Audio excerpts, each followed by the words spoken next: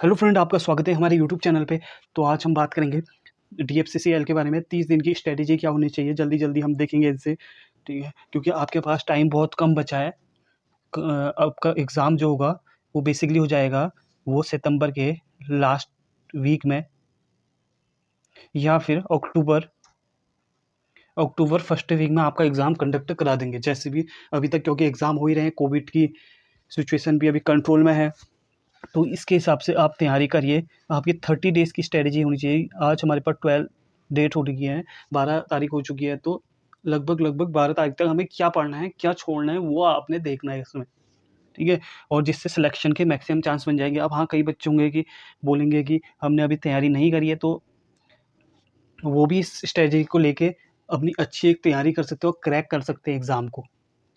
तो उसी में हम बात करेंगे। तो हम बात कर लें जूनियर मैनेजर, चाहे हमारे पास ये एग्जीक्यूटिव इंजीनियर की बात हम इसमें करेंगे। ओके, जूनियर मैनेजर और एग्जीक्यूटिव इंजीनियर। अब इसमें क्या है, जूनियर मैनेजर में भी सेम है और एग्जीक्यूटिव में भी सेम है। तो हम एग्जीक्यूटिव वाले ज़्यादा स्टूडेंट है मेरे पास, तो एग्जीक्यूटिव वाले बताएंगे हम। तो बात कर लेते हैं इसमें सबसे पहले सिलेबस। एक आध मैनेजर वाले में हाईवे इंक्लूड है, सीपीएम है, तो उसमें आप देख सकते हैं।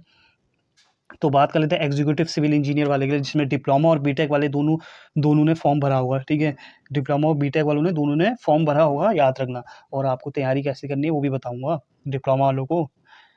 ओके, तो बीटेक वाले भी आप देख सकते हैं जिसने तैयारी नहीं करी है। तो हम बात कर लेते हैं सिलेबस की। सिलेबस तो आपने सबने देख ही लिया, वो एक बार और रीड कर लेते हैं। तो सबसे पहले सिलेबस हम देख लेते हैं इसमें एग्जीक्यूटिव सिविल में। थोड़े से जूम कर देते हैं। तो जनरल नॉलेज आने वाली है, जनरल एप्टीट्यूड या रीजनिंग, यानी कि आपको रीजनिंग ही पढ़नी है। एप्टीट्यूड अभी तक पूछी नहीं गई है। अगर हम 14, 16 और 18 के पेपर की बात करें तो अभी तक एप्टीट्यूड पूछी नहीं गई है। तो आपको क्या करना है, जनरल नॉलेज और रीजनिंग को ही ध्यान में रखना है। इसमें आपको डेली 1 आवर देना है, और इसमें भी आपको 1 आवर देना है। बस 30 क्वेश्चन या 35 क्वेश्चन, 30 से 40 क्वेश्चन डेली करिए। रीजनिंग वैसे क्रैक हो जाएगी, 12 नंबर की आएगी, 12 मार्क्स की आएगी। 30 से 40 क्वेश्चन डेली करिए। और जनरल नॉलेज में करेगी जो मॉडल हिस्ट्री होती है ना, मॉडल हिस्ट्री, मेरिडियन हिस्ट्री के एमसीक्यू करिए। एमसीक्यू कहाँ से करना है, स्टडी आईक्यू से कर सकते हैं आप। कहाँ से, स्टडी आईक्यू से आप कर सकते हैं। वहाँ बहुत अच्छा डिटेल में बताते हैं। यूट्यूब चैनल है स्टडी आईक्यू करके, तो वहाँ से आप देख सकते हैं। मैं सजेस्ट करूँगा आपको ओनली एमसीक्यू पे आप ज़्यादा जाइए, क्योंकि वन लाइनर ही हमारे पास क्वेश्चन रहेंगे और बहुत ईजी रहेंगे। और करंट अफेयर के इसमें से 6 क्वेश्चन रहेंगे, 6 मार्क्स के करंट अफेयर के आएंगे। अब अगर आप नहीं देखते हैं तो उसकी कोई दिक्कत नहीं है। और करंट अफेयर कई चैनल वालों ने, यूट्यूब वालों ने कहा हुआ 6 मंथ पढ़िए, मैं कहता हूँ कि 3 मंथ पढ़िए। कब से पढ़नी है आपको? आपको पढ़नी है मई से सितंबर तक आपको करंट अफेयर पढ़नी है। क्यों?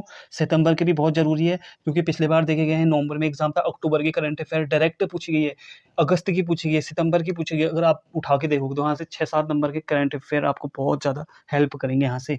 3 मंथ की करंट अफेयर सफिशियंट है, तो आप इसको पढ़ सकते हैं। स्टडी आईक्यू से पढ़िए, वहाँ बहुत अच्छा एक्सप्लेन होता है, काफ़ी लोग जानते भी होंगे। तो ये तो होंगे हमारे पास जनरल नॉलेज और रीजनिंग की बात होगी है। अब हम बात कर लेते हैं इसमें क्या क्या है। टेक्निकल का सिलेबस जो 96 मार्क्स के रहेंगे हमारे पास।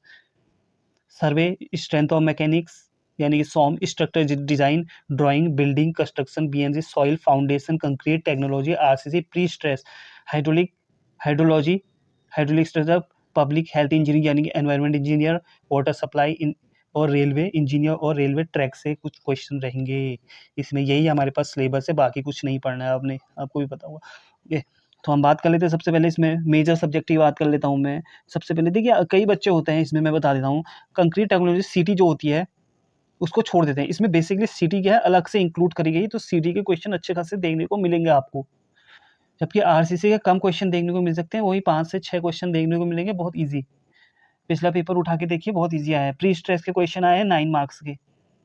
अगर आप पिछले क्वेश्चन पेपर को सॉल्व करेंगे तो 9 मार्क्स से प्री स्ट्रेस से ही आया। Pre stress concrete advantage, pre stress के, प्री टेंशनिंग के, पोस्ट टेंशनिंग के एडवांटेज डिसएडवांटेज। ओके, फॉर्मूले, डायरेक्ट फॉर्मूले, जैसे हमारे पास न्यूमेरिकल के फॉर्मूले पूछे गए थे, न्यूमेरिकल सॉल्व करिए यहाँ से, बहुत इंपॉर्टेंट बन जाता है यहाँ से आपके पास। वही बात कर लेता हूँ मैं। सबसे पहले हमारे पास आपने कैसे तैयारी करनी है। सबसे पहले सॉइल की, सॉइल पढ़ना है आपने। या फिर आप ऐसा भी कर सकते हैं, तो आपके पास 2 चॉइस रखूँगा। फर्स्ट स्टेप में आप ये कर सकते हैं, तो सबसे पहले सॉइल पढ़ सकते हैं, सॉम हैवी वेटेज वाले, रेलवे। अभी मैं ये पहली मेथड बता रहा हूँ, सेकंड मेथड आपको और अच्छी लगेगी, आप इसको स्किप मत करिए। रेलवे पढ़ लेना है आपके पास, सर्वे बहुत ज़्यादा इंपॉर्टेंट है, पार्ट बन जाता है। ओके, यहाँ से कम 18 क्वेश्चन देखने को मिलते हैं, सॉम से भी आपको 12 क्वेश्चन देखने को मिलेंगे, रेलवे की भी आपसे 9 से 10 क्वेश्चन, यहाँ से भी 9 से 10 क्वेश्चन देखने को मिल जाएंगे। अगर हम बात कर लें उसके बाद पब्लिक हेल्थ इंजीनियरिंग के क्वेश्चन भी आपके पास 7 क्वेश्चन देखने को मिल जाएंगे। उसमें से भी आपने क्या पढ़ना है, वाटर सप्लाई, जो वेस्ट वाटर सप्लाई, कौन सा वेस्ट वाटर सप्लाई वाला पार्ट पढ़ना है। वेस्ट वाटर सप्लाई वाला पार्ट से स्टार्ट करना है आपने, क्योंकि वहीं से सबसे ज़्यादा क्वेश्चन बने जाते हैं। फिल्ट्रेशन आपके पास, स्लस और एयर पोल्यूशन, नॉइस पोल्यूशन देख सकते हैं, सेडिमेंटेशन, स्क्रीनिंग आप देख सकते हैं। इसमें बीओडी सीओडी काफ़ी ज़्यादा क्वेश्चन रहते हैं। हर एग्जाम को उठा के देखिए, एलएमआरसी कोई भी एग्जाम को उठा के देखिए, वेस्ट वाटर इंजीनियर से मैक्सिमम क्वेश्चन रहते हैं यहाँ पे, है ना। अगर 7 मार्क्स के कह रहा हूँ मैं, यहाँ से 5 मार्क्स के तो यही रहेंगे। वेस्ट वाटर इंजीनियर कितना इंपॉर्टेंट है, आपको पढ़ना बहुत ज़रूरी है जी। फिर बात कर, सबसे पहले सॉरी कट हो गया, सॉइल की बात करी थी मैंने, survey, RCC, BMC, pre stress, railway आप पढ़ सकते हैं इसमें। ये तो स्टेप 1 हो गया आपका। इतना भी आप अगर कंप्लीट कर लेते तो 60 से 70% तो आपका सिलेबस यहीं पे कंप्लीट हो जाता है। यानी कि ए इन 1 2 3 4 5 6 5-6 सब्जेक्ट को ले लीजिए, 60 से 70 पार्ट आपका इसी में कंप्लीट हो जाएगा। यानी कि इसी में से आप खींच सकते हैं नंबर। अगर मैं बात कर लूँ, इसी में से नंबर आप खींच सकते हैं 65 मार्क्स आप खींच सकते हैं 95 में से। आप देख सकते हैं ना कितना इंपॉर्टेंट है। और रेलवे बहुत इजी आएंगे। ओके, ज़्यादा टेंशन लेने की ज़रूरत नहीं है। क्या करिए मैं बताता हूँ आपको। सबसे पहले आप सॉइल पढ़ लीजिए, सो मैंने बता दिया वो पढ़ लेना आप। फिर उसके बाद ये मेजर सब्जेक्ट हो गए, सॉइल, सर्वे, आरसीसी, प्री स्ट्रेस, रेलवे, ये आपके पास क्या हो गए मेजर सब्जेक्ट। अब यहाँ पे माइनर सब्जेक्ट की बात कर लूँ तो मैं, ओके, यहाँ पे क्या होता है माइनर सब्जेक्ट की बात कर लेता हूँ मैं। माइनर सब्जेक्ट की जैसे हम बात कर लेते हैं, माइनर सब्जेक्ट में आपके पास इरिगेशन आ जाती है, जिसमें और हाइड्रोलॉजी। इरिगेशन के कौन से चैप्टर लेने हैं तुमने, जो लास्ट के चैप्टर है, कौन से, जो एक्विडक्ट साइफन, एक्विडक्ट और कैनाल साइफन क्या होता है, कैनाल लाइनिंग कैसे करी जाती है, क्या मेथड होती है, ओके। और Kennedy theory formula, Lacey, Bligh creep theory formula आप इनको पढ़ सकते हैं। ठीक है, स्टार्टिंग वाले से बहुत कम पूछे जाते हैं, और जो स्टार्टिंग वाला होता है वो हर किसी ने पढ़ा होता है। आप पीछे से स्टार्ट करिए, बहुत बेनिफिट होगा आपको इसमें। नहीं होगा तो मुझे कमेंट करना जिस दिन एग्ज़ाम होगा, ओके। तो बात कर लेता हूँ इरिगेशन, हाइड्रोलॉजी। फिर मैं बात कर लेता हूँ इसमें अगर स्ट्रक्चरल ड्राइंग की, यानी कि बिल्डिंग। इसमें देखिए बिल्डिंग ड्राइंग भी दे रखी होगी आपको, बिल्डिंग ड्राइंग की, ओके। बिल्डिंग ड्राइंग की आप इसे पढ़ सकते हैं, बहुत ईजी आएगा पेपर, अच्छे से करना, क्योंकि 30 डेज ही बचे हैं एग्ज़ाम के। आपको क्या करना है, स्टार्टिंग के आपके पास, अब मैं स्ट्रेटेजी बता देता हूँ। 30 डेज हैं, उसे कैसे इंक्लूड करना है आपके पास। 30 डेज हैं, 20 डेज में आपको हर हालत में, कोई भी हालत में आपको टेक्निकल और नॉन टेक आपको सब्जेक्ट कंप्लीट कर लेने हैं, जैसे जैसे मैंने बताए हैं। सब्जेक्ट आपके 20 डेज में कंप्लीट, वहाँ से भी 10 डेज बचते हैं। 10 डेज में क्या करना है आपने, सब्जेक्ट वाइज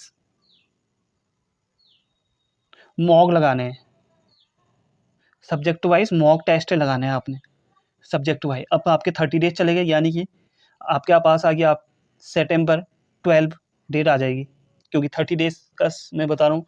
अब 12 डेज, अब यहाँ पे हमारे पास क्या बचते हैं, 15 दिन और बच जाते हैं, मान लीजिए 15 डेज और बचते हैं हमारे पास। 15 डेज कैसे यूटिलाइज करने हैं आपने, 15 के 15 डेज आपको revision plus full mock test, इस बार क्या करना है, फुल मॉक टेस्ट लगाने होंगे, तभी बेटे सिलेक्शन होगा इसमें। अगर ऐसे आप अगर करते हो तो 100% सिलेक्शन ले जाओगे। 15 डे, लास्ट 15 डेज में हमने रिवीजन और फुल मॉक टेस्ट। अब फुल मॉक टेस्ट कई बच्चे होते हैं कि अपनी नोट्स बुक नहीं बनाते, यानी कि जो होती है फॉर्मूला बुक या मॉक टेस्ट बुक बोल सकते हैं इसमें। आपको पास सबसे पहले मॉक टेस्ट बुक बनानी होगी। एक पतली सी लीजिए, 50-100 रुपये की डायरी ले लीजिए, ठीक है, 100 रुपये की मान लीजिए डायरी ले लेते हैं आप। तो उसमें क्या कीजिए, जैसे मॉक मॉक फर्स्ट होता है ना, उसमें क्या कीजिए, जैसे आपके पास क्या होता है 120 में से मान लीजिए आपके पास आ जाते हैं मार्क्स, 60 मार्क्स आ जाते हैं। तो 60 मार्क्स यहाँ से आ जाते हैं, तो इसको एनालिसिस करिए कि कहाँ पे हमारे पास गलती हुई है। अगर आपके फॉर्मूला गलत हुआ है, फॉर्मूला लिखिए, अच्छा हमारे पास फॉर्मूले में गलती हो रही है, ओके। अगर हम वही बात करें कॉन्सेप्ट की, कॉन्सेप्ट आपका क्लियर नहीं है, तो कॉन्सेप्ट को आप लिखिए।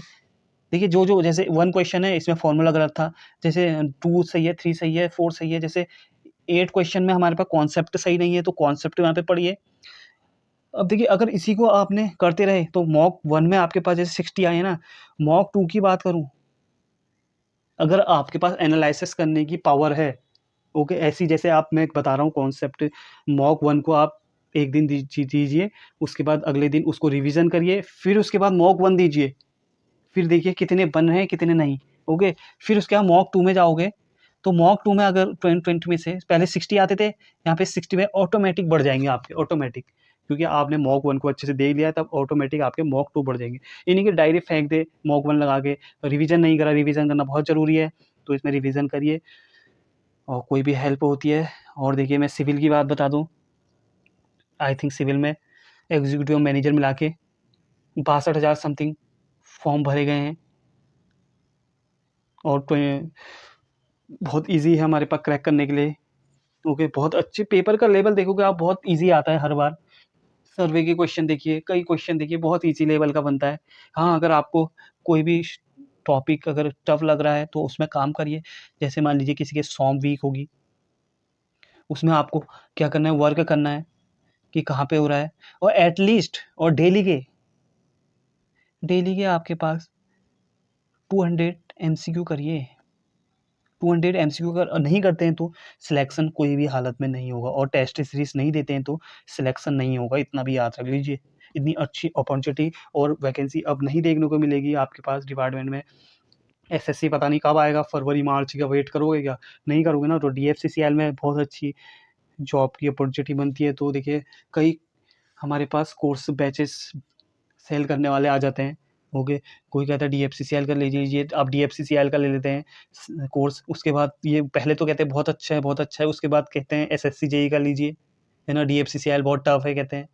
पहले कहते हैं ईजी है, उसके बाद जब आप ले लेते हैं परचेस करके, जब आप पूरा पढ़ लेते हैं डीएफसीसी को, उसके बाद उनके पास कोई और विचार नहीं बचा होता है, एसएससी जेई के उठाओ, उसको बैच लीजिए, कोई क्रैश कोर्स से लेने की जरूरत नहीं, जितना पढ़ा है उतने में सफिशिएंट लीजिए, जैसे मैंने बताया वैसे करिए, सिलेक्शन 100% हो जाएगा।